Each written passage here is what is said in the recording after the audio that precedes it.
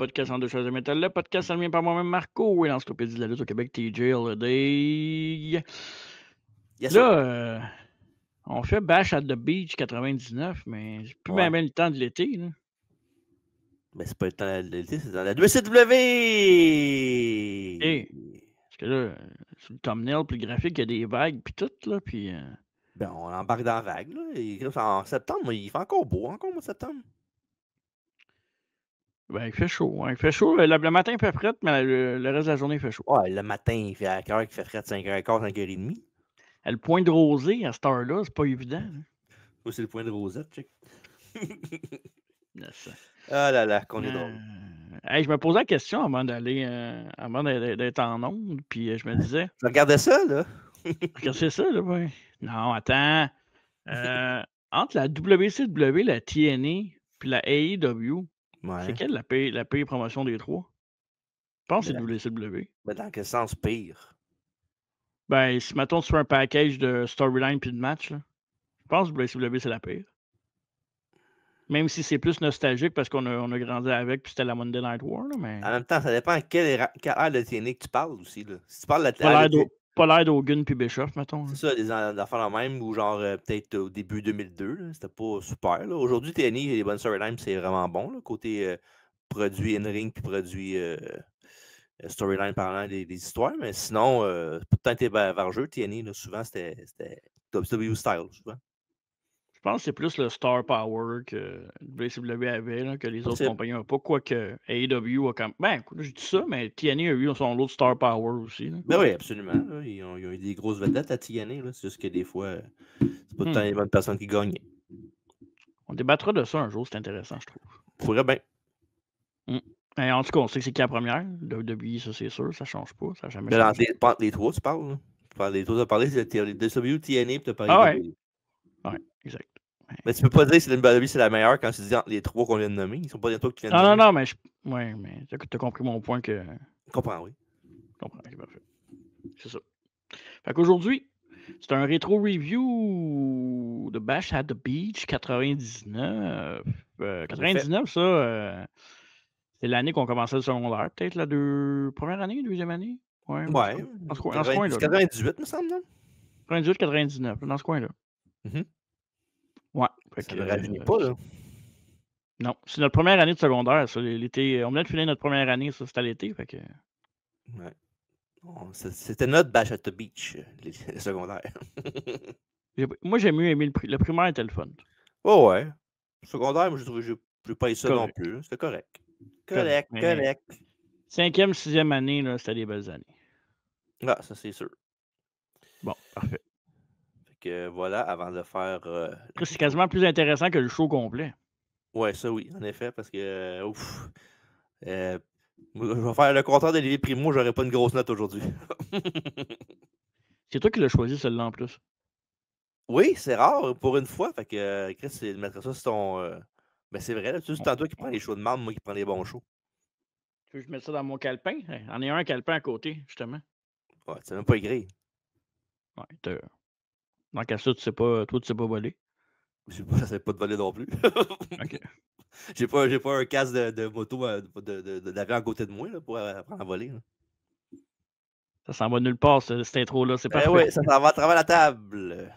Oui, le mardi 20h30, live sur YouTube, Twitch et Facebook, les entrevues.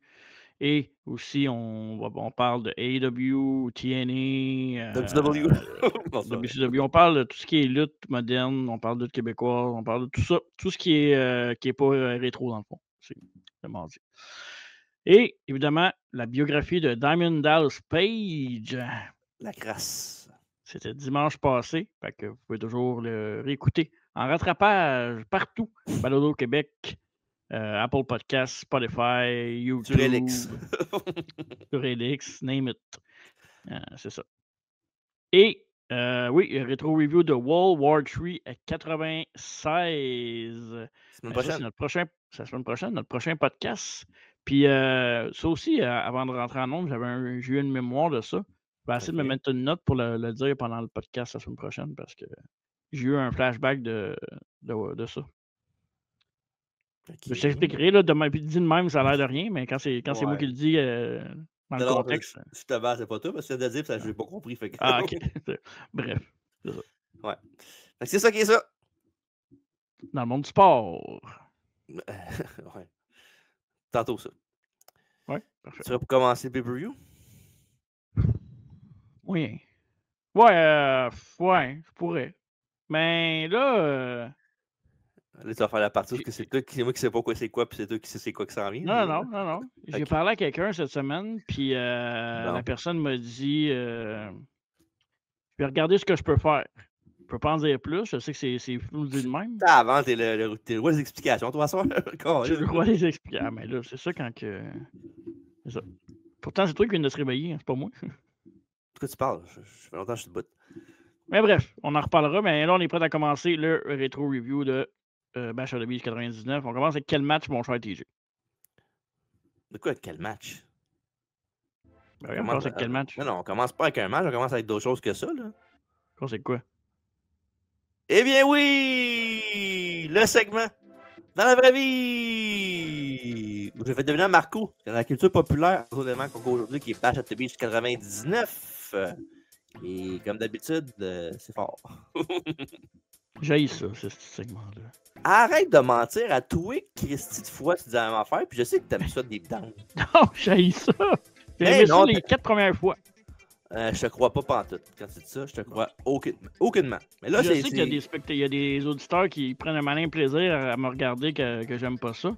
Mais j'aime vraiment pas ça, c'est pas des jokes. Mais pour vrai, c'est le fun. Moi, j'aimerais ça, à ta place, j'aimerais ça faire ça. Maintenant, il faudrait que ce soit le contraire, mais pas sûr que ça serait. Ouais, moi, qui c'est qui était numéro 1 à l'été, au mois de juin, entre ça pis ça, moi, ça serait toute l'année, là, puis ça serait réglé. Ben ouais, ça serait plate en maudit avec toi, hein. Je suis content que ce soit moi qui le fasse finalement. Mais. Ah ouais, là, shoot. Ben, du calme. En plus, avec ces 99 en plus, ça devrait être pas pire, là. Dépend. Ça dépend. C'est à quel mois, ça? Mois de juillet, je crois. Ouais, le 11 juillet. À l'été 99. Okay. Quelle était la chanson numéro 1 en Amérique du Nord? C'est une femme. Ouais. Ben, 99, t'as pas grand. D'après moi, c'est. Ah oui. Tu n'as pas d'indice à rien? Ben, tu peux y aller, mais je pense que je le sais. Là. C'est une femme, mais son nom aussi elle ressemble beaucoup à quelque chose qu'on peut manger. Manger, tu parles de nourriture? Ben oui. Hey, la chanson a arrêté, c'est le fun. Arrête pas de te demander plus fort encore. Ah, moi je l'entends pas, c'est ça. On l'entend. Ok, parfait. On on peut manger, là, tu viens de me. Donner de l'appétit. Oui, mais tu viens de me fourrer parce que c'est pas ça que j'avais en tête. T'aurais pas dû me donner l'indice. Non, mais là, pour t'aider, je fais ça. Manger. Là, t'as un petit jeu mot poche encore. Là. Ben, pas vraiment, là. En tout cas, je trouve pas. C'est-tu Christina Aguilera? Je comprends pas l'affaire de manger avec Christina Aguilera, là. Ben, les biscuits Christy. Tabarnak, t'es cherché ça loin. Pas Mais ça? non, va dire la chanteuse, puis tu vas me dire le titre après, ok? C'est Jennifer Lopez, J-Lo. Ben, c'est pas la mieux que le tien que tu viens de faire, Christina Aguilera, puis les biscuits de Monsieur Christy, là. Ben, c'est pas son nom, J-Lo, c'est son surnom. Jennifer Lopez, J-Lo, oui, c'est ça que je dis.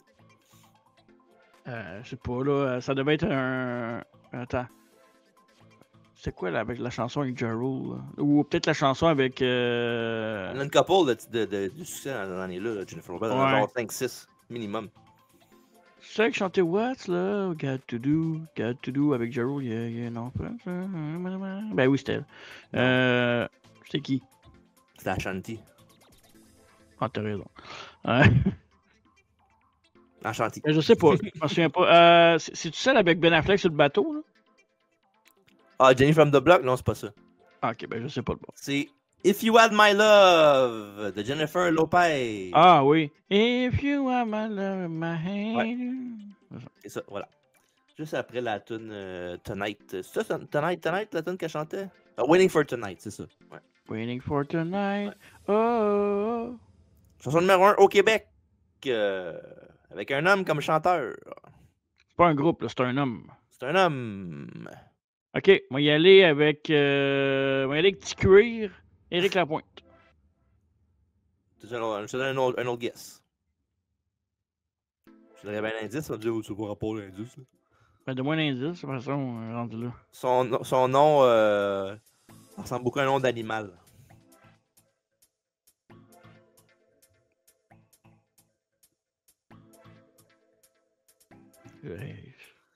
Je sais pas, Calice.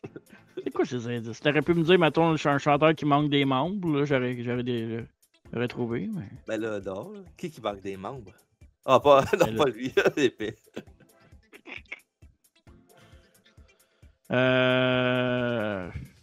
Ok, je sais pas, man. Pour vrai, je sais pas. Je connais 4 chanteurs, là. Ok.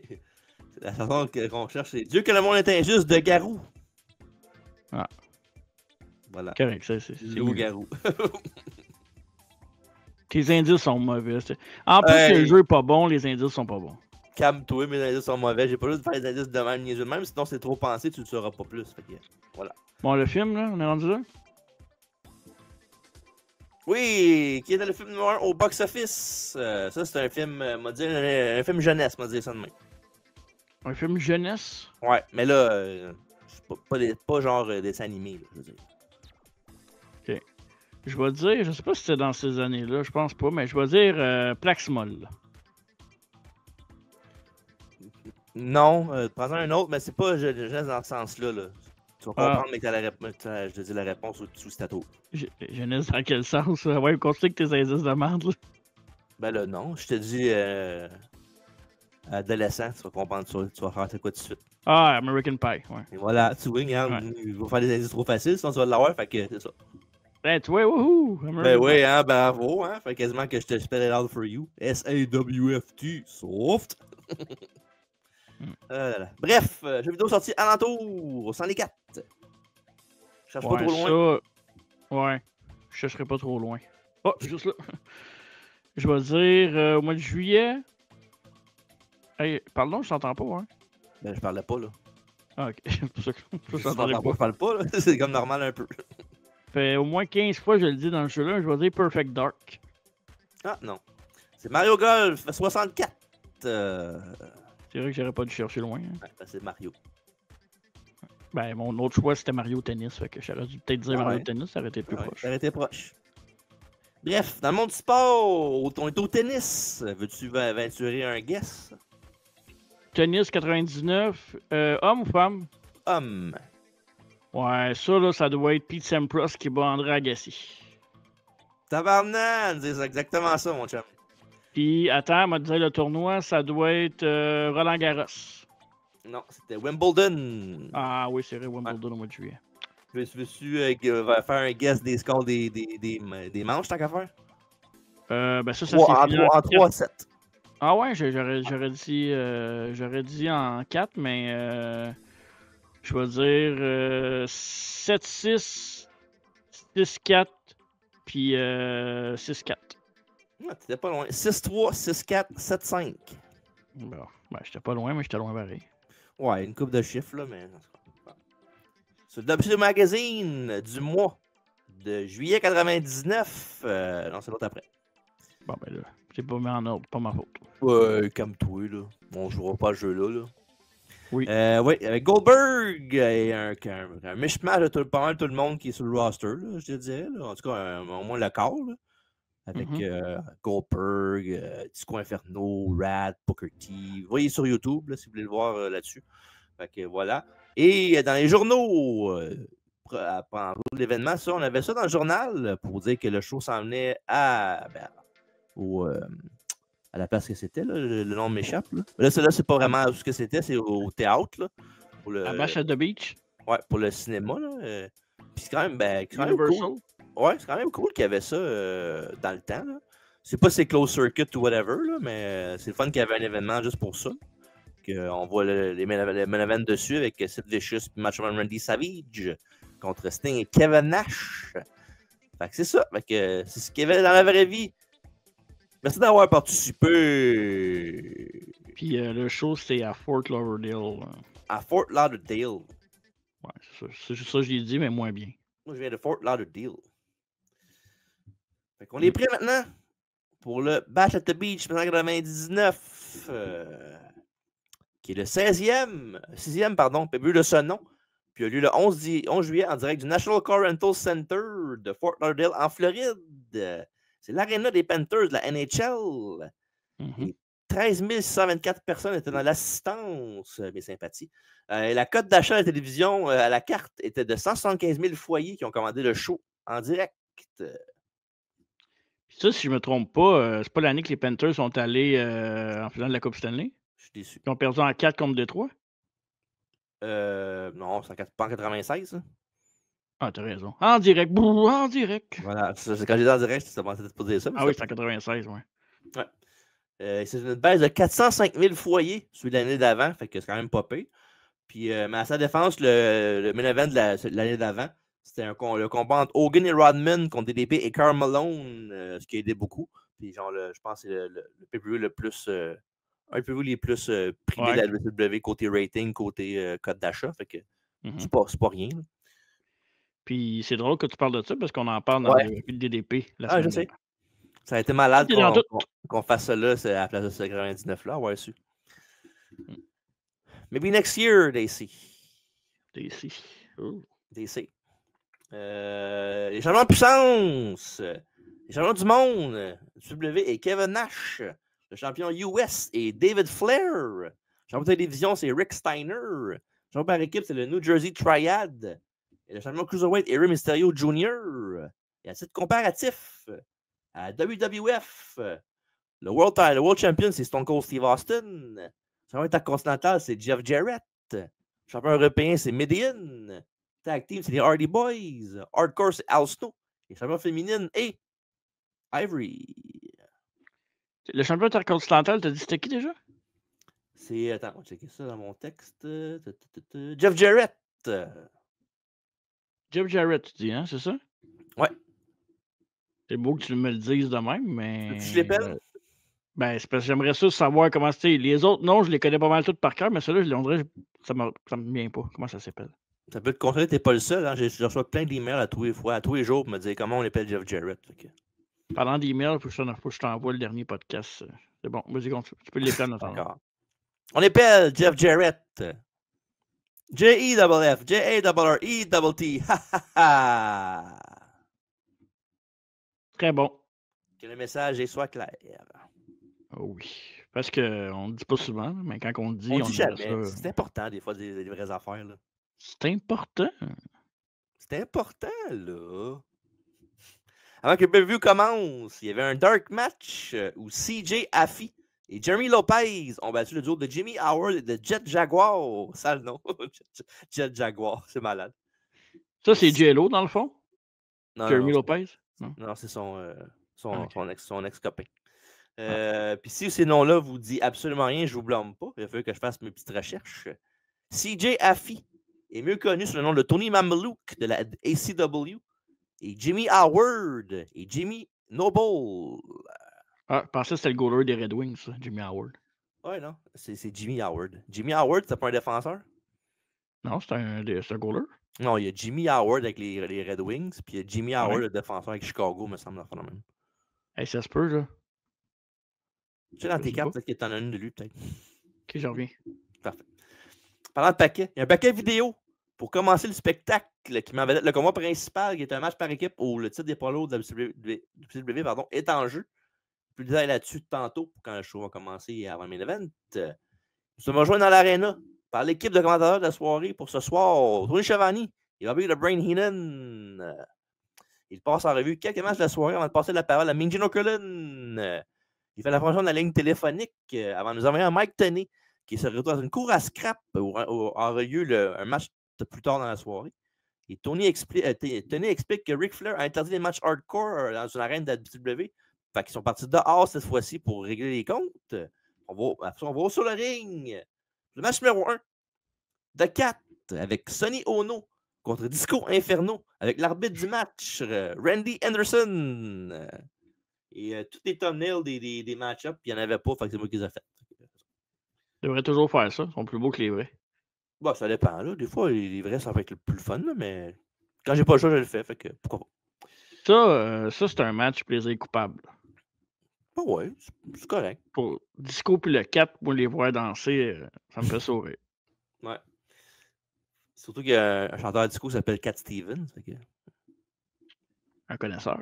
Love is in the air. Everywhere I look around.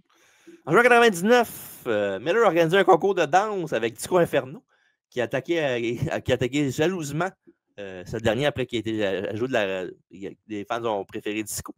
Il l'a attaqué. Et le concours ce soir devait avoir une stipulation où le perdant ne pourrait plus jamais danser, mais la chose a été droppée après quand est fait, les lutteurs ont refusé la stipulation. Ah. Ben, c'est dommage. Ça aurait pu faire de quoi de spécial au match, là, mais bon, c'est correct. Ah, c'est lourd. Dès qu'il arrive dans le ring, Miller défie Disco dans un concours de danse, encore une fois. Puis Miller met ses souliers rouges et se met à danser. Bon, danser, c'est le bon effet. Il fait juste glisser sur place avec ses souliers. C'est pas juste ça qu'il fait. Là. Ça, Ouais, mais he's the greatest. Ouais. Puis il y a de quoi dans d'autres qu'il fait après le match que je trouve tout le temps vraiment drôle, là, mais je le dis tantôt. C'est au tour de Disco après ça, la foule est derrière lui. Puis un peu comme j'ai dit il n'y a pas longtemps quand il l'avait attaqué, ben, il a vu ça le même manège, mais Disco cette fois-ci, il l'a vu venir. Puis je te donne une petite statistique. Là. Avant que le premier coup de poing ou le coup de lock-up se fasse, ça faisait 11 minutes 36 que le pay-per-view était commencé. C'est long, 11 minutes 36, là, avant de faire un move de lutte, avant de commencer un match. Là.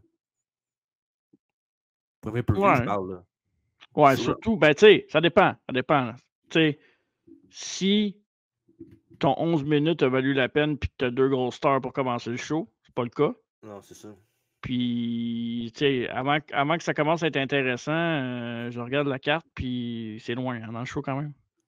Ah ouais, il y a une couple de bonnes affaires, mais elles sont très loin, puis il n'y en a pas beaucoup. C'est ça. Bref, Disco projette dans l'autre coin, mais Miller glisse sous les cordes pour aller se regrouper en bas du ring avec son manager Sonny Ono, son gérant. De retour dans l'arène, Miller monte dans le ring et tente de frapper Disco, mais il l'esquive. Disco finit par l'envoyer dans les cordes et porte une goutte atomique. C'est une corde à linge, c'est l'enfer de la discothèque qui a l'avantage. Miller riposte avec un coup de pied à la tête et d'un coup à la poitrine. Et après ça, il envoie Disco en bas du ring. Ono en profite pour frapper Disco avec des kicks pendant que Disco tente de récupérer. C'est ce qu'il a dit Disco quand il l'a vu venir du côté des coups de pied? Non. Ono! Voilà.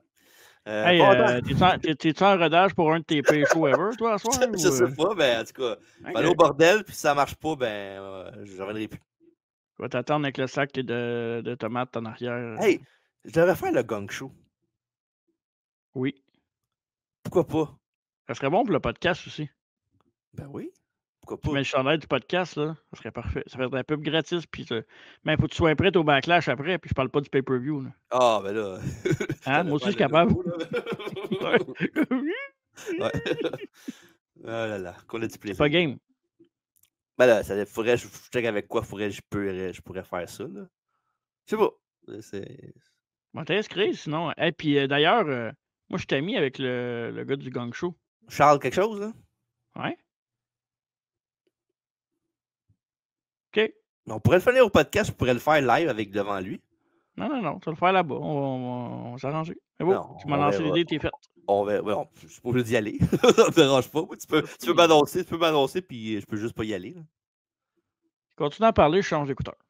Bon, parfait. Pendant ce temps-là, pas longtemps après ça, le chat fait un low blow dans le ring à Disco Inferno. Mais la première continue davantage avec un sidekick debout. Et par contre, il manque un punch et Disco revient avec l'offensive avec plusieurs body slams. Et Disco monte au top. Et il fait une descente du coude. Et après, c'est une balayage à la russe par l'Inferno suivi pour un compte de 2. Et après ça, coup de pied dans les côtes de la part du 4. Et après ça, Miller attrape sa chaussure. Mais Disco l'arrête avant qu'il puisse le frapper avec. Mais Ono distrait l'arbitre pendant ce temps-là, pendant que Disco le couvre. Et quand l'arbitre est là pour le compte, il obtient seulement un compte de 2. Et Miller revient et remet sa chaussure. Et cette fois-ci, frappe un coup de pied à la tête de Disco. Et qui le couvre pour le 1, le 2 et le 3. Et il remporte le match.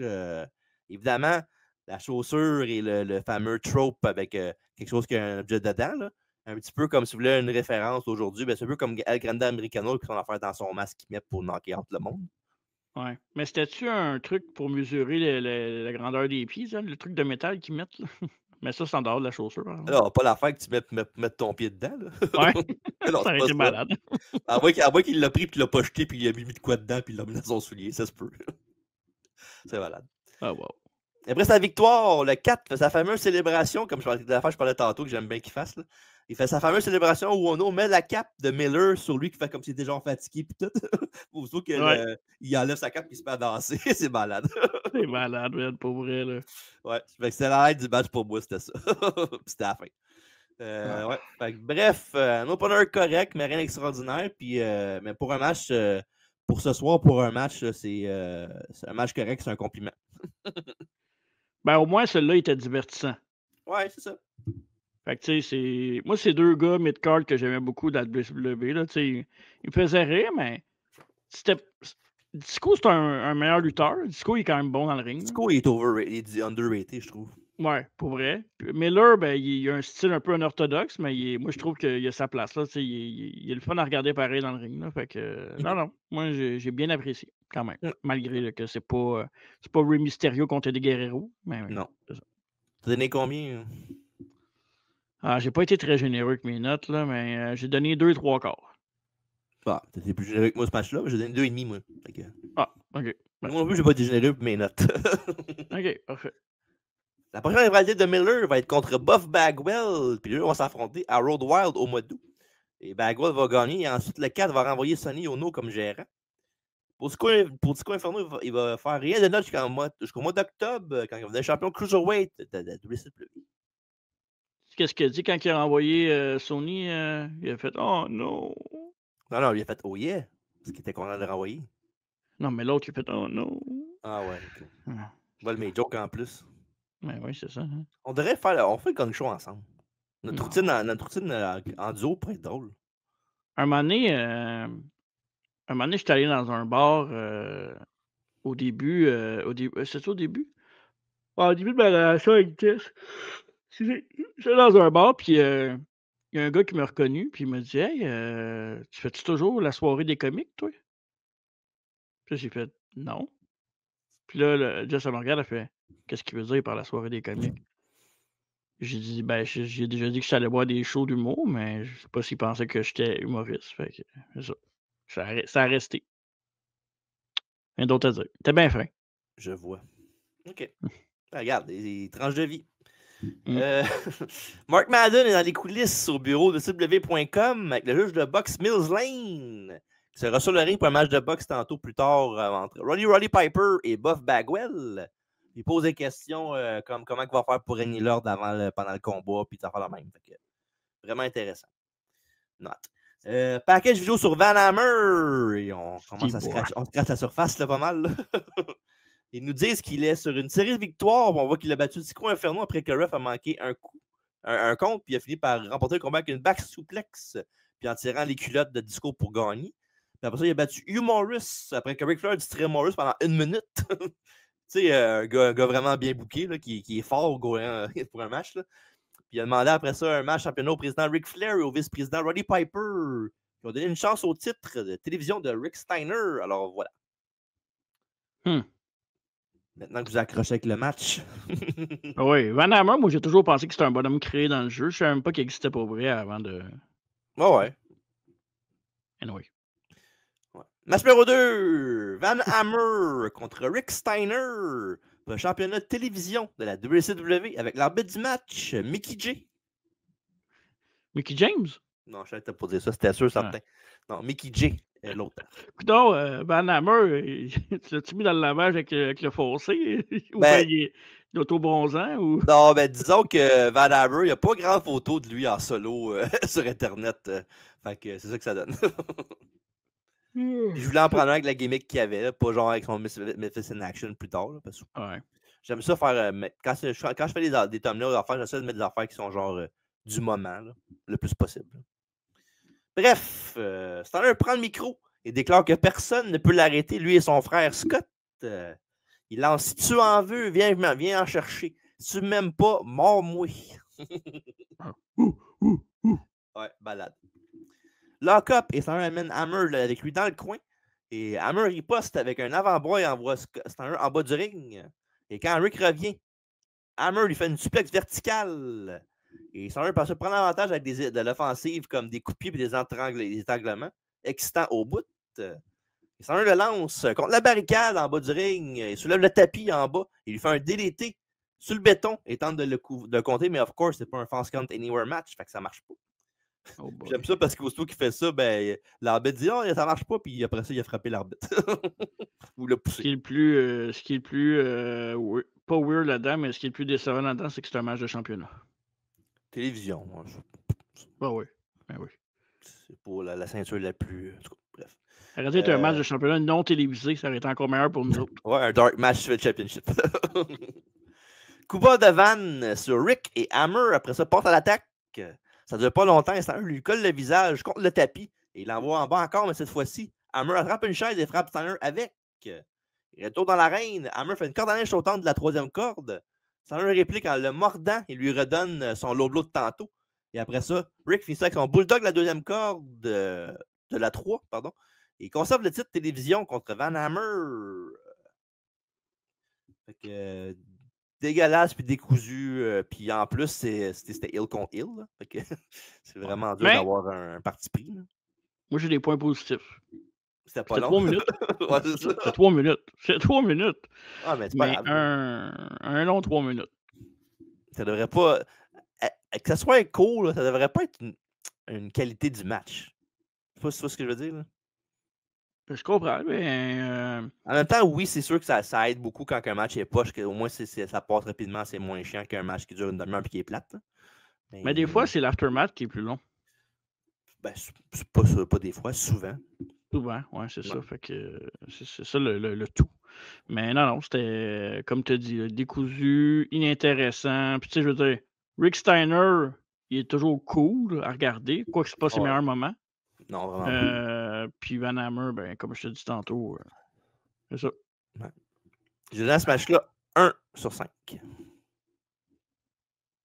J'ai donné 1,5. OK.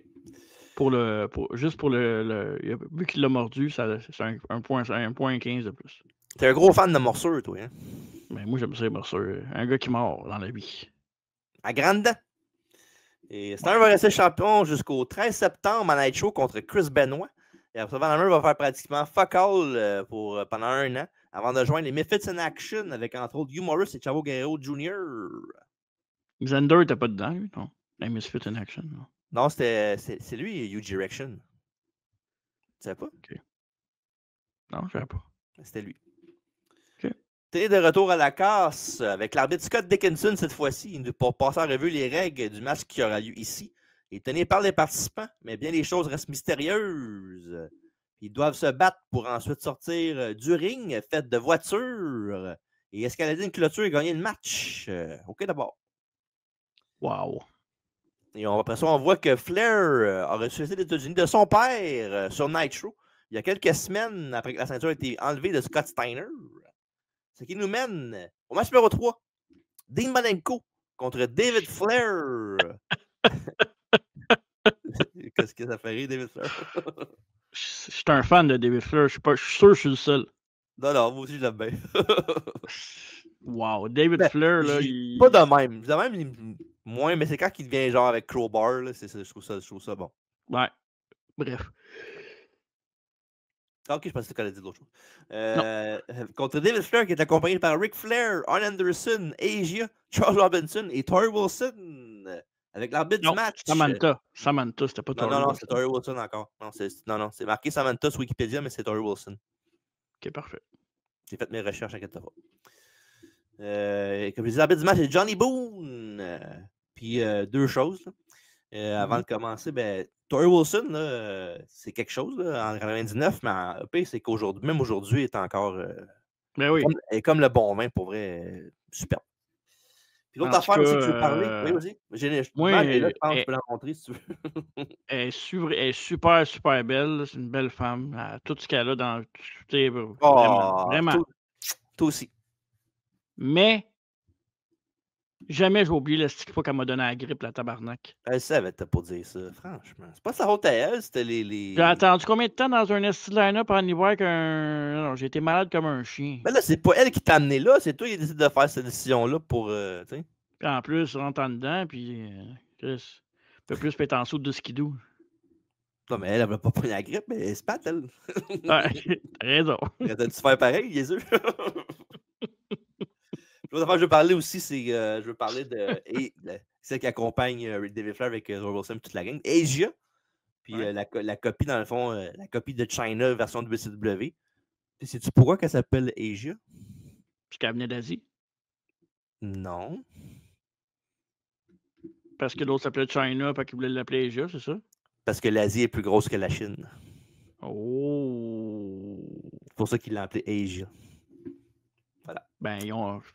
Dans ce cas-là, par contre, non. Ouais. En tout cas, c'est Asia qui est Asia. La cloche sonne! Mon rodage! la cloche sonne et les deux hommes. Qu'est-ce que tu veux faire de plus un vendredi soir, toi? Oups! I break the fourth wall. I call Cabana. Ben, j'ai NHL 2026. J'ai Ben, Madden. j'ai dit de quoi de bon à faire un vendredi soir. Là. Je parle pas des affaires poches de même. Là. Toi, pas parce que t'aimes pas ça, puis que. Pas bon depuis 2004, ces jeux-là. C'est pas vrai, ça. 2005. La cloche sonne et les deux hommes s'affrontent. Malenko envoie Flair au tapis. Et David lui fait un waistlock, mais Malenko le repousse facilement. Et après une line, une souplex, Rick monte dans le ring et Malenko le slug. C'est malade. Rick Flair va acheter des gros bobs quand il mange des punches. C'est malade. Ouais. Engine arrive de l'autre côté et fait son beau spinebuster à l'arbitre. Ça, c'était fucking en crise. Il arrive, il pogne l'arbitre, puis il whip des cordes. Après, il fait le spinebuster. Après ça, Asia entre dans le ring et Malenko fait comme s'il ne frapperait pas une femme. Mais à la place, il a mis à terre puis il fait le Texas Cloverleaf, son trèfle à 4 feuilles du Texas. Pendant ce temps-là, l'arbitre, Charles Robinson qui prend charge de l'arbitre qui était inconscient après le spinebuster, puis il le met sur lui, puis il check sur David. Ric Flair fait Malenko part derrière la ceinture des États-Unis, derrière la tête de Malenko. Et David fait le compte de 3 et reste sur les États-Unis dans un match un match enlevant. Et dans le sens, on veut s'enlever la vie après ce match-là. Après la décision. Wow, là. Littéralement, là, mais je veux dire. Corrie pas, là. Ça a duré 3 minutes. Hey, toi pis tes 3 minutes, là. C'est toi, Rosie pis Jamal, Did I ever hear myself say 3 minutes? Je pensais que t'as pas le dire, mais je l'ai dit. Et après la décision, le clan Flair célèbre sa victoire en donnant des coups de pied à Malenko en bas du ring pendant que Heenan parle de Torrie Wilson. Un autre match de marde. Fait que t'as-tu de quoi dire au match ou tu veux ta note tout de suite? Ou... Un match spectaculaire. Puis dans ce match-là, 3/4 d'étoiles. Ah, pour vrai? Ouais. Pire que l'autre? Oui. OK. Ben, moi aussi, j'ai donné 1. Voilà. C'est pire que l'autre. J'aime ça à deux fois qu'on fait des affaires de même, genre, ah ouais, tant que ça. Ouais, il me semble que t'étais bas. Puis le gars, il donne moins plus bas que ça, tu sais. Un quart d'étoile de moins. Yes. David va perdre son titre le 9 août contre Chris Benoit.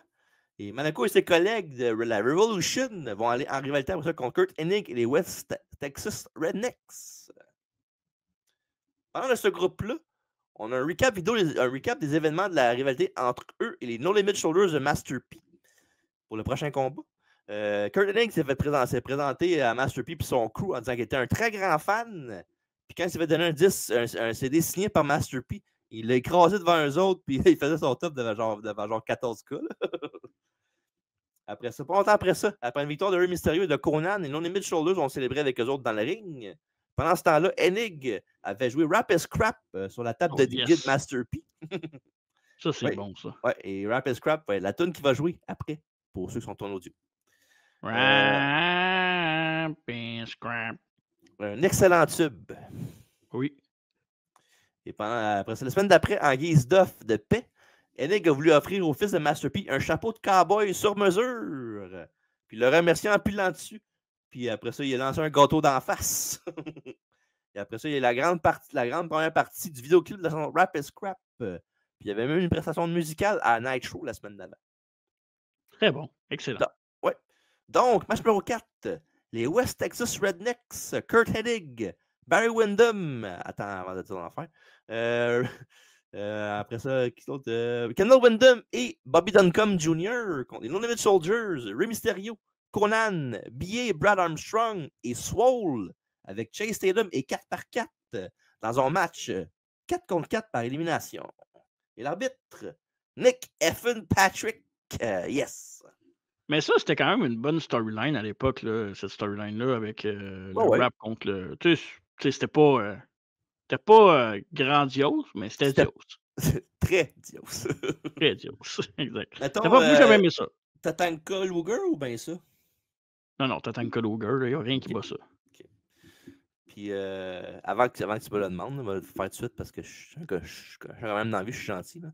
Barry Windham est en effet l'oncle de Bray Wyatt. Parfait. Il va être à Montréal aussi. Oui, il va être à Montréal. Il était à Montréal. Il est à Montréal hier. Fait qu'on le salue s'il écoute le podcast. Ouais. Salut Barry. Salut Hey Barry. La Barry cloche. Manilow. Oh. Barry Manilow, c'est pas une affaire de baseball, ça? Ben oui, c'est un gérant, mais un chanteur aussi, Barry Manilow. Barry Manilow, pas Barry Manuel. Ça se ressemble, ça. C'est lui qui chante la Just a Gigolo en plus, toi? I'm just a gigolo, and everywhere I go. Je savais, c'était pour te craquer, j'ai fait ça. La cloche sonne et une fois le calme revenu, c'est Barry Windham, justement, et Mysterio qui commence le combat. Barry le met dans le coin, il lui donne quelques coups. Après, Mysterio glisse sur une autre attaque, il lui fait un moonsault. Barry fait le relais à Kurt. Il arrive et fait une chop sur Mysterio, mais celui-ci se défend très rapidement et fait le relais habillé. Et après ça, il fait tomber Nick avec un drop kick et une série de scoop slam. Il donne comme ensuite en rentre dans le match et Billy fait le relais à Swole. Il met Duncombe au sol avec une corde à linge, mais rapidement mis au tapis par un coup de pied au visage. Et Kendall Windham maintenant donne à Swole un low blow et l'écrase au tapis avec une clothesline. Ils sont finis par taguer Mysterio. Et les deux hommes s'en vont à l'extérieur du ring. Mysterio revient dans le ring avec autour de Conan d'embarquer avec Hennig et échange des coups avec ce dernier. Et pas longtemps après ça, on a notre première élimination avec Rick qui fait un descente de la cuisse à la troisième corde sur Duncombe Jr. et Swole le couvre pour le trône de 3. Et Swole, après ça, frappe Hennig dans le coin et travaille dans le coin avec. À l'extérieur, les autres soldats frappent Duncombe alors qu'ils tentent de s'en aller backstage. De retour dans l'arène, Barry et Conan sont les deux hommes légaux. Et après ça, Barry avec une suplex pour 2. Une double corde à linge de Hennig à Windham sur Conan. Et après ça, K-Dog passe le relais à Armstrong. Et après un knee lift sur Kurt, on voit un manque de communication où Hennig demande à Kendall de frapper Armstrong dans le dos sur un whip, mais il embarque dans le ring à la place. Puis après ça, Hennig fait OK, c'est pas grave, il n'y a pas de problème. Puis il dit à Barry hey, frappe-le dans le dos. Puis là, après ça, il whip Armstrong dans les cordes. Puis Barry Windham, il frappe pas. Fait que t'entends vraiment Hennig faire shit. Puis il fait son perfect plex pour le compte de 3 pour éliminer Armstrong du match. T'as-tu entendu ce petit bout-là? Ben, j'ai entendu un son, mais j'avais pas entendu le shit. J'ai entendu quelque chose, mais c'est vraiment genre, il dit à Windham, le premier, il dit OK, frappe-le dans le dos quand je le whip, pour faire le fameux genre sonner, puis je fais ma prise après. L'autre l'a pas fait. Après ça, comme j'ai dit, il fait la même affaire avec l'autre, puis qui fait pas la même affaire, puis là, tu l'entends faire. Il pogne l'autre à sa prise, il fait shit. Après ça, il fait ça de même. Fait que, c'est fun. Des fois, je trouve ça le fun, des petits. Comment on va dire ça? Détail évident, là. Ouais, des petits détails, des petites erreurs, ou je sais pas trop. Là, quelque chose qu'il faut vraiment que tu sois attentif pour le remarquer. Là. Pas comme, mettons, John Cena qui cale tous ses moves, puis c'est super évident. Là. Puis, tu sais, il croise son comeback. Là. On sait c'est quoi ton comeback, là, rendu là. Même moi, je serais dans le ring avec, puis j'avais pas besoin de me le caler, je le sais. Là. Ah oui. Et Hennig remet Kendall dans le match. Il porte un scoop slam, il monte jusqu'à la deuxième corde. Il fait un splash, mais Conan se tasse. Il le va dans les cordes et sa rolling clothesline. Il l'envoie encore et cette fois-ci fait son spinebuster. Facebuster, pardon. Il couvre, mais Barry interrompt le compte. Mais ça frappe Kendall par derrière, ce qui permet à Conan de lui faire un roll-up et de faire le compte de 3 sur le John Windham pour l'éliminer du match. Après ça, on calme le jeu un peu avec une prise de sommeil de Barry sur K-Dog, mais Conan tombe en brise-mâchoire pour s'en sortir. Et après ça, Conan revient avec une autre corde à linge roulante, mais cette fois-ci par-dessus la troisième corde. Et Chase Tatum, qui est en bas, attaque Barry et le porte sur ses épaules jusqu'en arrière avec Conan, qui sont tous les deux contre l'extérieur du ring. Puis Chase Tatum, comment je pourrais le dire? Il ressemble un peu genre un mélange entre Dwark Chindrak et Braun Breaker, genre. Ouais, je peux voir la ressemblance. Ouais. Ouais. Ouais. Genre le type de body type de Braun Breaker, puis genre la face un peu, puis de Jindrak. Moi, je trouvais que ça ressemblait pas mal à ça. Là. C'est pas c'est pas le mashup le plus dégueulasse que tu peux avoir. Hein. Ouais. C'est pas le pogo le plus léger de la boîte. Non. On le connaît pas, fait qu'on va pas juger. Exact. C'est maintenant 2 contre 2 avec Swole et Mysterio contre Enig. 2 contre 1, pardon. Pas longtemps après ça, Kurt veut s'en aller, mais il est accueilli par le grand gaillard 4x4 qui le ramène dans le ring, ou qui le force à aller dans le ring plutôt. Swole frappe Enig avec une corde à linge quand Kurt remonte avant de taguer Ray Ray. Et Mysterio est assisté par Swole qui lui tient les mains pendant que Ray est sur ses épaules. Puis il tombe en splash pour un compte de 3 pour la dernière élimination du match. Et la victoire des soldats sans limite après 15 minutes et 35 secondes. Je trouvais que c'était un match sauce WCW des années 90 plus. Tu sais, je sais pas si tu vois le genre, il y avait des vieux lutteurs, puis genre de storyline ou de match que tu t'aurais vu dans ce temps-là, puis tu t'aurais fait comment? Ok, je trouve que pour 99, à part que la storyline avec les chansons, le style de musique était quand même nice, à part ça, ça faisait vieillot un peu comme match. Je sais pas si tu comprends ce que je veux dire. Moi, j'ai trouvé que le match-là n'avait pas besoin d'être une élimination. Là. Non. Alors, effectivement, là, ça a duré 15 minutes, mais ça aurait pu en durer 10, pas d'élimination. Moi, je suis d'accord. Ouais. C'était un peu long puis décousu par bout, mais pour vrai, ça aurait pas été beaucoup pire. Là. Puis, pas un mauvais combat pantoute. Fait que j'ai donné à ce match-là 2 et 3 quarts. OK. J'ai donné à ce match-là 2 et quart. OK. Les No Limit Soldiers vont splitter avec Conan et Mysterio quelques semaines après ça.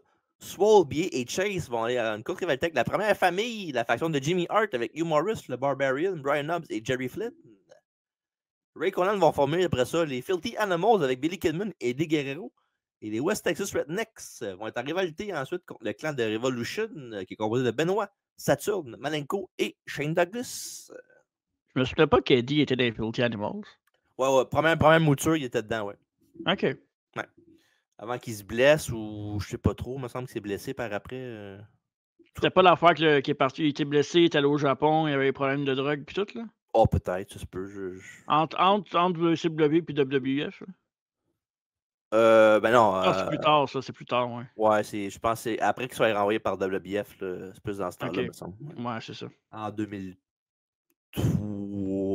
Non, il était renvoyé il était là en 2000, il est resté peut-être jusqu'en 2001, genre milieu de 2001. Alors ça, il est parti, puis il est revenu en 2002 après. Ouais, c'est ça. Après l'intervention. Ah non, j'avais fini. Après l'intervention de Tony et Bobby, qui nous parlent du reste de la carte ce soir, on a un peu de badinage de Heenan. On nous montre une promo de lundi soir dernier à Nitro, où Hardcore Hack, aussi connu sur le nom du Sandman à la ECW, a fait un challenge à tous les tough guys de la planète pour le championnat Hardcore dans un Hardcore Invitation. Après ça, on va la cour à scrap pour le match numéro 5. Fit Finlay contre Brian Knobbs, contre Cyclopé, contre Dave Taylor, contre Hardcore Hack, contre Horace Hogan, contre Hugh Morris, contre Jerry Flynn, contre Johnny Grunge, Laparca, Mikey Whipwreck, Rocco Rock, Silver King et Steven Regal. Et l'arbitre du match, Scott Dickinson. Que de le dire, c'est un accident de char. Ben, il y en a une couple dans cette place-là. Parce que... Puis, parlant de Dickinson, il sonne un klaxon et ça indique le début des hostilités. Puis, une autre chose à noter là-dedans aussi, c'est que tantôt, j'avais dit comme quoi, il avait dit il y a beaucoup de lutteurs qui vont être là, mais il y a des surprises aussi, puis tout, puis j'en même. En fond, il y a 3 surprises, ben, deux surprises, là. Il y a un tag team puis un lutteur normal. Les Public Enemy sont là-dedans, puis ils font le retour à la WWF après un court séjour à la WWF où disons qu'ils n'ont pas été très bien reçus par surtout les acolytes. En même temps, je dis ça, ben, c'est pas leur faute à eux autres. Là. Bon. Ouais. Et aussi, dans ce match-là, Steven Regal fait un retour à la WCW. Fait que c'est les trois nouveaux retours, Regal et les Public Enemy. Johnny Grunge push une voiture, mais rate son adversaire. Il a fait une touche par une étincelle et le fait tomber d'une voiture. Et Knobbs envoie ensuite Silver King valser sur une voiture. Je vais dire beaucoup de voitures parce que c'est ça le match. Hein, il y a des voitures puis ils font sur ça. Et Knobbs est ensuite terrassé par un couvercle de poubelle. Et Hack arrive et frappe du monde avec son kendo stick. Mais pour vrai, là, ce match-là, là, c'est vraiment dur à suivre. Là. C'était pas la meilleure idée de faire ça le soir. Genre. Il aurait pu faire ça plus de bonne heure dans le show ou le taper d'avance ou mettre Ouais, mais la clarté. Là. peut-être que c'était juste un meilleur setup pour voir aussi. Là, Non, tu donnes trop de crédit à WCW, je pense. Ouais, je sais. Mais bon, c'est ça. Hugh Morris attaque à Finlay avec un pare-choc de voiture et ensuite rapidement éliminé par Hack. Et l'homme est étranglé par un pneu tandis que Morris s'en sort avec un coup de coude, mais il ne touche pas que le capot. Après ça, Jimmy Hart est montré avec un casque sur sa tête, puis genre vraiment habillé pour pas qu'il fasse bobo. Et après ça, Horace place une poubelle sur la tête de Nobbs et commence à frapper la parka avec. Et après ça, 5 hommes sont balayés par un splash de cyclopée. Et après ça, Horace envoie Rock contre le pare-brise d'une voiture. Et la parka lance des chaises sur tout le monde pendant que Morris s'attaque à Silver King. Et après ça, Horace et Finlay se battent à coups de poing à la tête.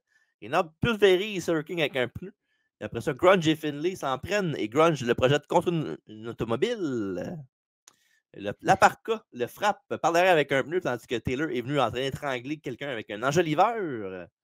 Et après ça, Rock et Horace se feraient un chemin jusqu'à la barrière qu'ils doivent escalader pour gagner. Elle est l'autre bord, un peu comme un cage match, dans le fond. Et Rock grimpe, mais Horace le tire vers le bas. Et après ça, un feu se propage à l'extérieur des voitures tandis que Taylor est anéanti par des pneus. Et après ça, Hack et Finlay commencent à s'affronter et Nob se joint à eux. Ils se dirigent tous vers la barrière. Hack plaçant Finlay dans un coffre de voiture. Puis il a amené un chariot élévateur qui arrive pour l'amener le tour pour le faire tomber. Puis juste avant que ça monte, ben, Hack réussit à sortir in extremis. Puis après ça, Hack se ferait un chemin jusqu'à la barrière avec Finlay et Nobbs. Et Finlay escalade la barricade alors qu'une explosion retentit. Et il redescend de l'autre côté de la clôture pour remporter le match. Fait que c'est ça. Ben, j'ai quand même donné 1,5 juste pour le divertissement. OK. Parce que à la télévision, c'est pas bon, mais tu fais quand même genre, tu sais, moi j'ai un petit côté que j'aime les petites affaires de même des fois, juste pour les, tu sais, c'est pas bon, ben c'est tellement pas bon que j'ai du fun, là. Ah ouais. Mhm. Fait que, tu sais, pour ça, je vais lui donner ça, mais c'est terrible, là, c'est terrible. J'ai pas d'autre mot. Super chaotique, pas toujours dans le bon sens, malheureusement. Comme j'ai dit tantôt, Ouais. l'affaire que ça soit le soir, il y a beau avoir un hélicoptère avec une lumière là, sur le top là, qui check les affaires. Là.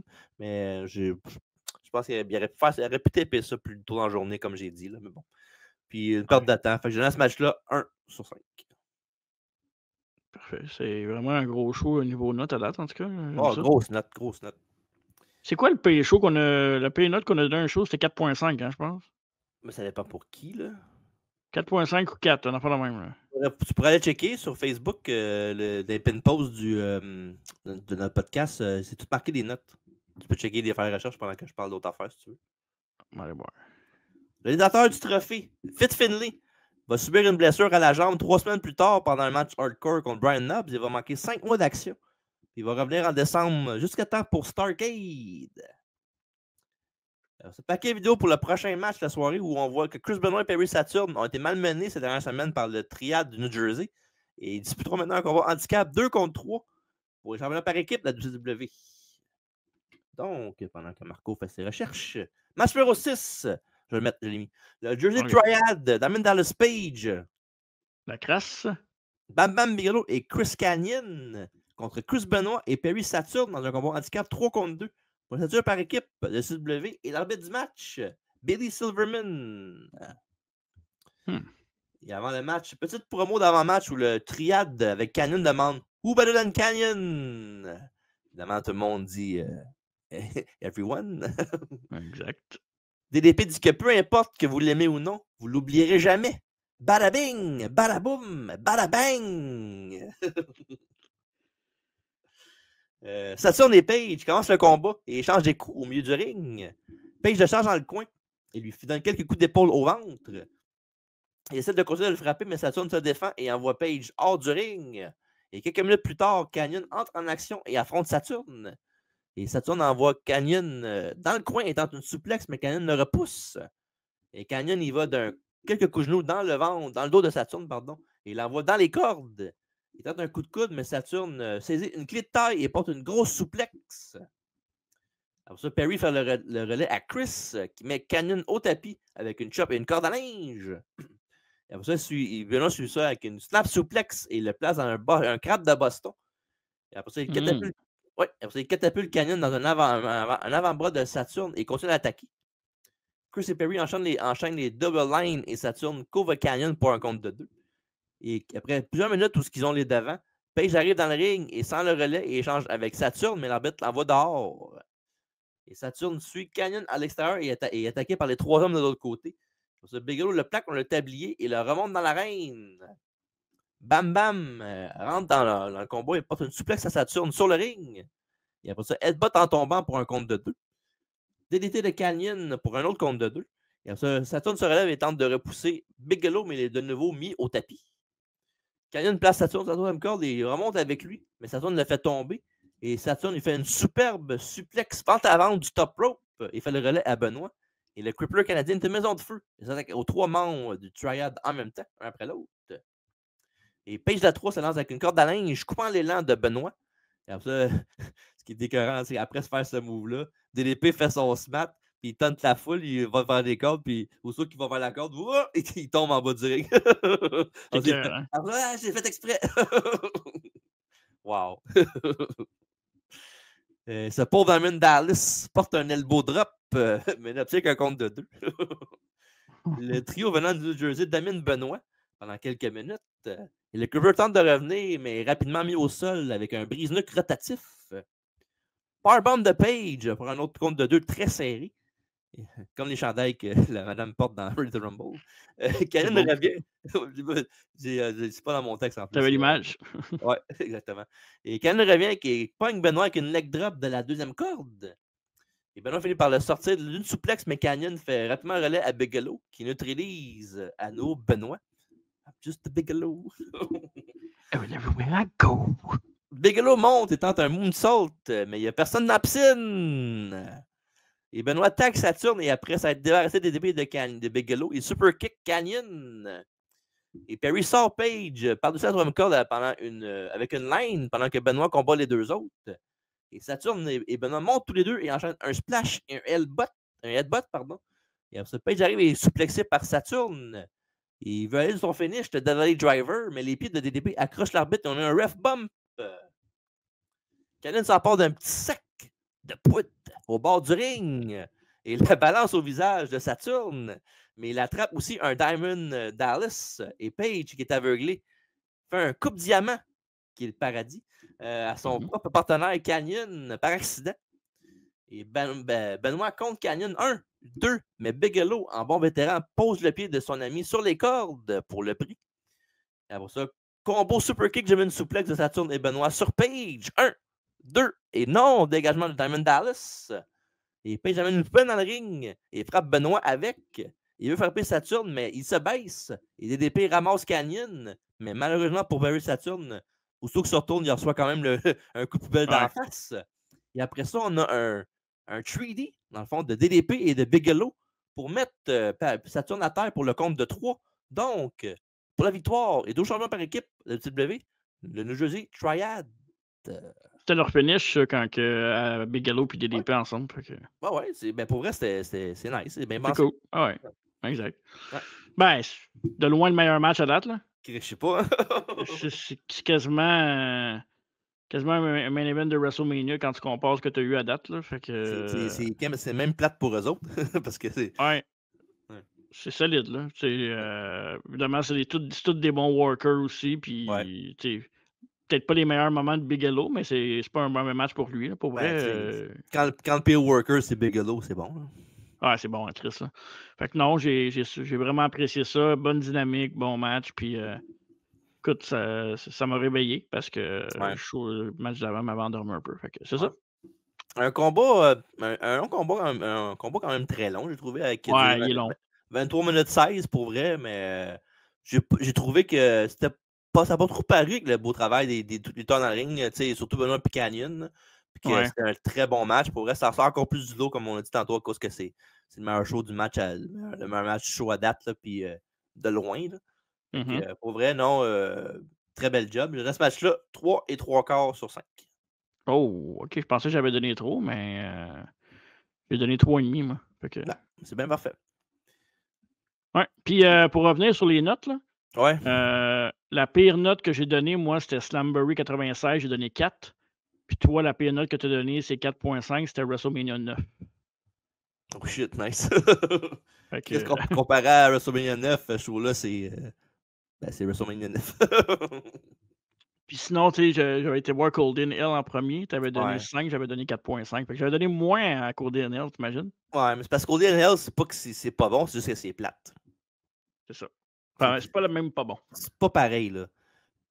Je peux pardonner plate, mais ben, façon de parler, là, je ne l'ai pas pardonné tantôt, je lui ai donné 5, là, mais je Ouais, peux partager plate plus que vraiment poche. ouais, exact. L'équipe de New Jersey va conserver les titres par équipe jusqu'à Road Wild, où Canyon et Bigelow les ont perdus contre Harlem Heat le 14 août. Et dans le même show, Benoît a battu Terrence Dallas Page pour conserver son titre des États-Unis, malgré l'interférence de Canyon et de Bigelow. Et là, on avait un très grand match. Ça peut juste aller plus bas. Le prochain match de boxe, c'est le combat qui s'en vient. Il diffuse un extrait de Night Show du lundi dernier, où l'arbitre spécial Miz Lane a déclaré à dimanche en Californie, en Floride. Fait que dans le fond, en 1999, Bob Bagwell a commencé à feuder avec des vétérans de la direction de la WCW, Ric Flair, le président, et Piper, qui est maintenant le vice-président, après avoir affirmé qu'il était injustement retenu. Et genre, le fameux genre, je suis jeune, puis les vieux old-timers prennent toute la place. Mais voilà. Et au Great American Bash, Flair avait battu Piper par disqualification pour le contrôle de la WWE après l'intervention de Buff Bagwell. Ben, satisfait de la disqualification de Bagwell à cause de lui. Piper a mis Bagwell KO et s'est joint Michael.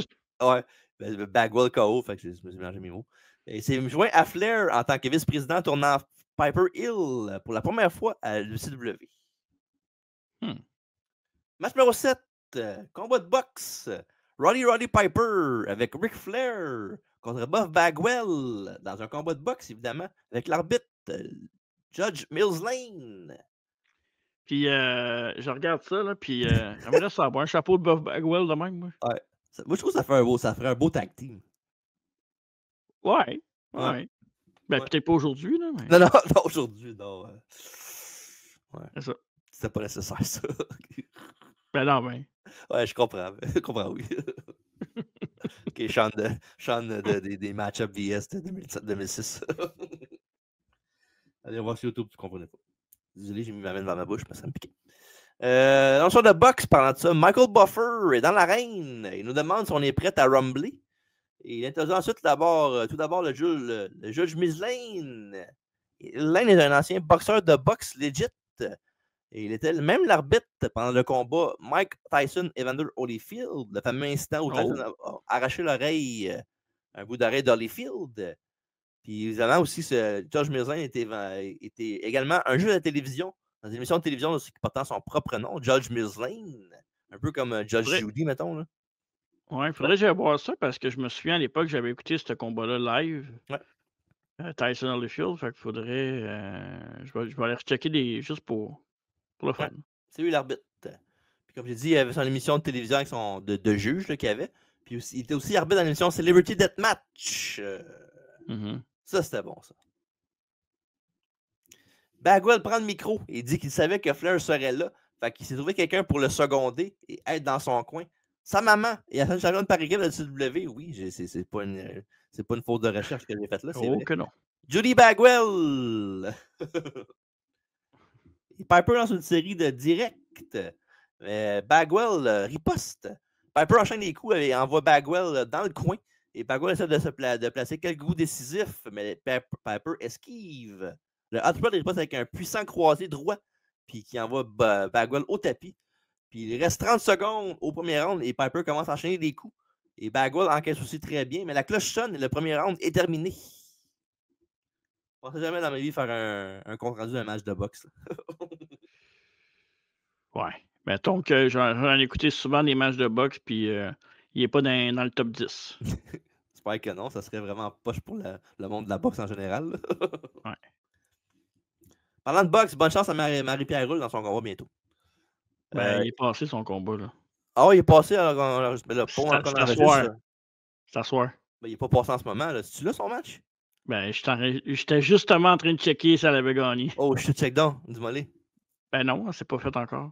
Ah, ben tu vois, ben, bonne chance en ce moment. Ah, ben ça sort 2 semaines après, ce show-là. Je l'ai dit on était vendredi quand on l'a celle-là. Ah, ok, Ouais. parfait. Ça dérange pas, on peut le dire. Le monde le savent qu'on n'est pas. En tout cas, le monde le savent que moi, je suis pas debout à 9h le dimanche matin faire un podcast de lutte. Là. No fucking way. Là. And you! C'est vrai ou tu niaises, ok? Mais non, je l'aurais déjà posté sinon. Un combat de boxe à un autre. Ils retournent chacun dans leur coin. Et Fleur encourage Piper et Bagwell est en compagnie de sa mère. Et Fleur asperge les gants de Piper de quelque chose. Et c'est le temps du deuxième round. Ça, Lane ordonne à Flair et Julie de sortir du ring et la cloche sonne. Et Piper frappe Bagwell sur la tête. Mais il commence à s'affaiblir à cause de la substance qu'il y avait sur les gants de Piper. C'est con. Ben, c'est correct. Là. Ça fait fine pas mal, là, mais c'est correct. Il envoie Bagwell dans le coin pendant que Julie tente de l'éloigner des yeux de Boff. Et Piper enchaîne les coups sur Bagwell et le fait tomber au tapis. Et Piper continue de frapper dans le coin, mais Bagwell revient et commence à frapper Piper avec ses propres coups. Et Lane commence à compter Piper, mais il se relève à la fin du deuxième round. Puis après ça, Lane arrive et vérifie ce que Flair avait fait. Et Piper s'approche et commence à frapper Bagwell avant que la cloche sonne. Et Judy commence à mordre Piper et lui met un saut sur la tête. Fait que tu vois, ils font des callbacks à l'affaire de mordiller l'oreille.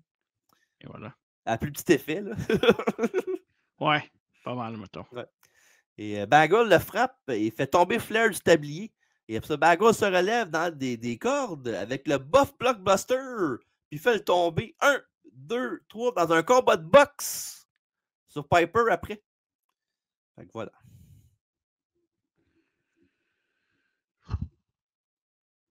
Je sais pas quoi te dire. Je sais pas. Dis rien, Stan. Dis rien. Pour vrai, c'est pas la première fois qu'il y avait un combat de boxe dans la lutte, mais. Ouais. Un des pays que j'ai vu, là.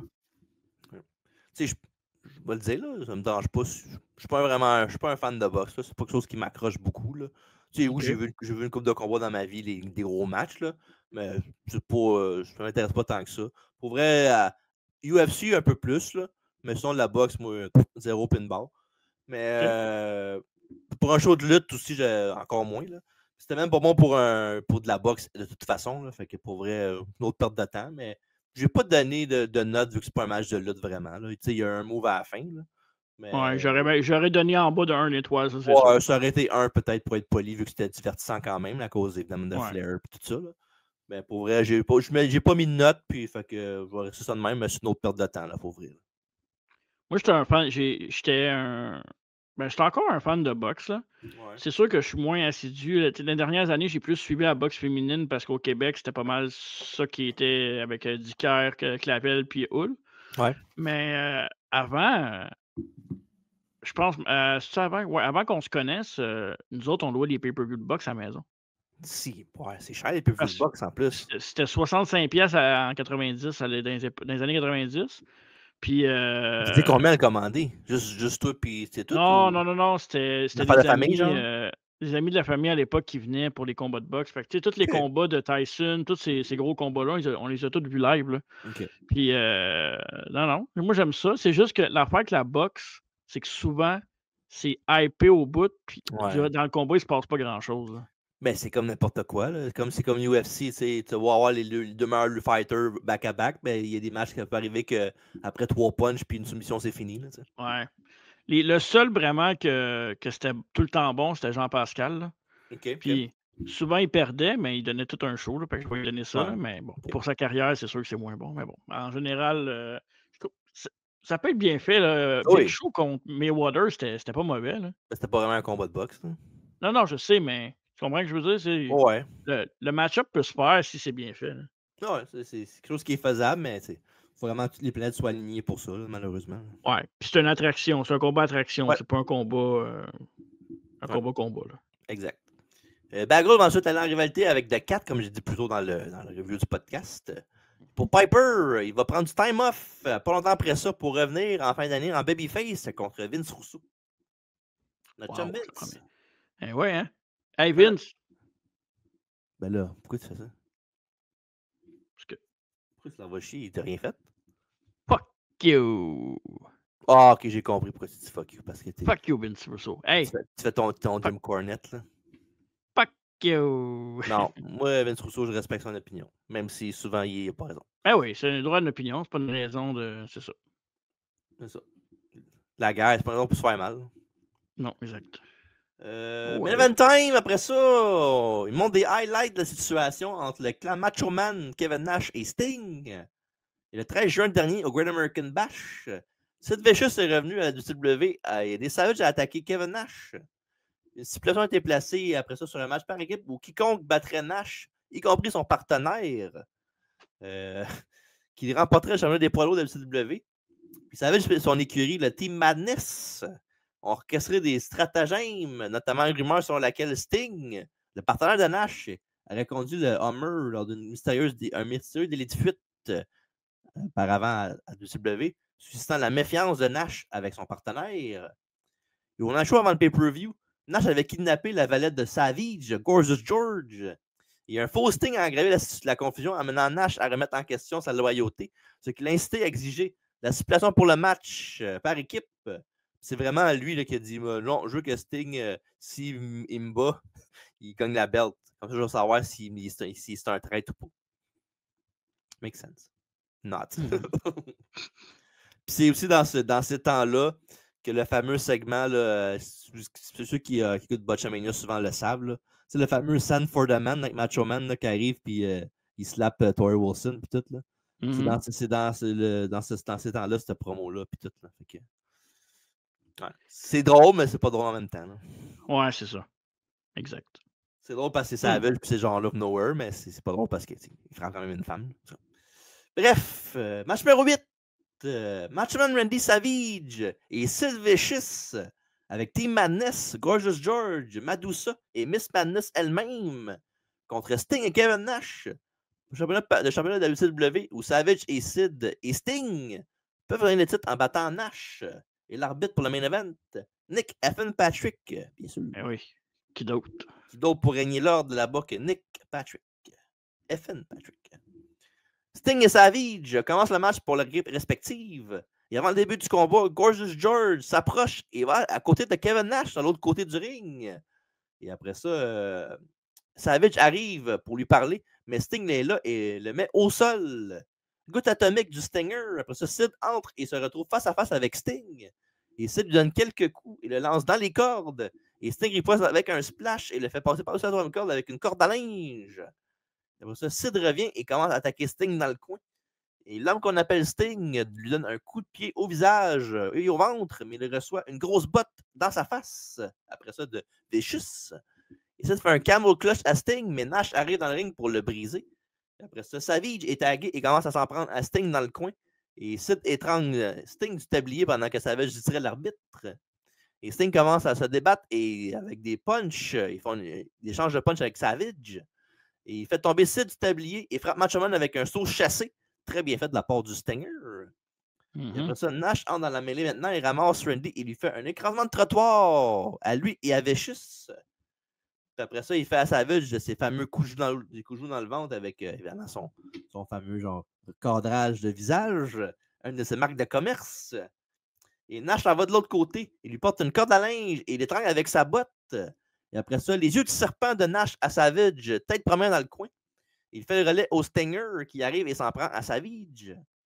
Il roule vers l'extérieur et Sting l'envoie contre la barricade. Il tente un Stinger Splash, mais Savage se tasse.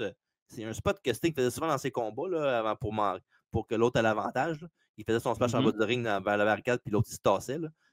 Un peu l'équivalent du gars qui est sur le poteau, puis l'autre il fait un punch, puis l'autre se tasse. Ouais. Son spot préféré. Ouais.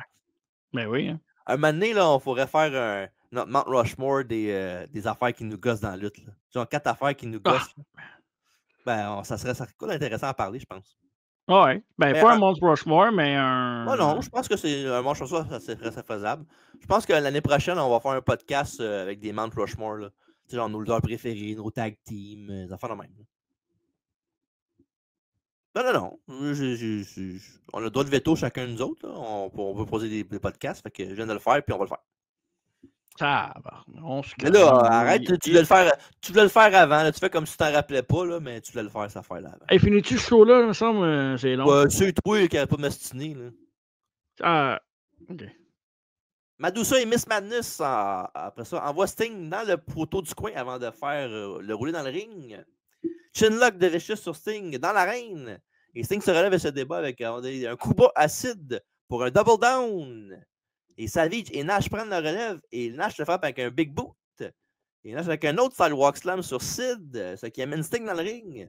Madusa et Miss Madness arrivent dans le ring et reçoivent des Stinger Splash.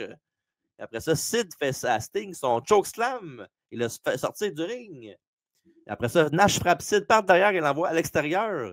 Il prépare Nash pour un jackknife powerbomb. Mais swerve, bro! Gorgeous George rentre dans le ring et donne un low blow à Kevin Nash. Mais en fond, ça y est. De un, ça y a pris 2 shots pour faire l'affaire. Ouais. Ça semblait plus un coup de poing dans le trou de cul que d'autres choses. Ben, peut-être que... Mais bon, c'est correct. Ouais. On va y pardonner. Savage enchaîne avec un elbow drop de la 3 et devient le nouveau champion de la WCW. Kevin Nash s'est fait avoir par la Jezebel, Gorgeous George. Et après ça, Team Madness se lève avec la ceinture, avec Macho qui place George sous ses épaules à la Miss Elizabeth. Et c'est comme ça que se termine Bash at the Beach, édition 99. Puis, ça n'a pas duré longtemps, le main event, c'était 13 minutes. C'était pas un long main event. C'est correct en même temps, là. C'est correct. Puis là, tu parlais de Macho qui est devenu champion, là. Oui. Tu sais que toutes les règnes que Macho Man a eu, il y a juste eu 2 personnes qui l'ont battu, hein? Ben, c'est pas une personne qui l'a battu. 2. Ben, il n'y a aucune c'est arrivé 2 fois, là. Puis Flair. Ouais, c'est Flair. Okay. À chaque fois qu'il était champion dans sa vie, Macho Man, c'est juste Hogan et Flair qui l'ont battu pour reprendre la belt. Ok, là, toi, tu mets une WF là-dedans aussi, là. Ouais, c'est fou pareil, là, quand tu penses à ça. Là. C'est bête noire. Ouais, exact. Fait que, c'est ça. Fait que, main event de Schnut pour un show de Schnut. Puis, tu sais, même le hook, genre, que même Sting pour gagner la belt a servi à fuck all. Fait que, tu sais, because of WCW. Tu as donné combien à ce match-là? Je suis curieux. J'ai donné à ce match-là 2 et quart. Ok, j'ai donné 2, moi. Fait que, tu vois. Ok, bon. Alors, voilà. Le règne de Savage va durer jusqu'au lendemain en Nitro contre. Qui va le battre pour la ceinture? Hulk Hogan? Oui, on va en parler. Hulk Hogan! Il fait son retour. Et après ça, parce que Nash est venu faire perdre Macho Man. Et Nash va faire un heel turn après ça pour filer avec Hogan, ce qui va culminer dans un combat match retraite entre les deux à Road Wild que Hogan va gagner. Donc, Kevin Nash n'a plus jamais lutté par la suite. Sting va donner le président de la WCW pendant 1 semaine après avoir battu Flair et Vicious lui va feuder contre Bill Goldberg ou Goldberg, dépendamment si vous êtes Bret Hart ou quelqu'un d'autre. Wow! Fait que voilà.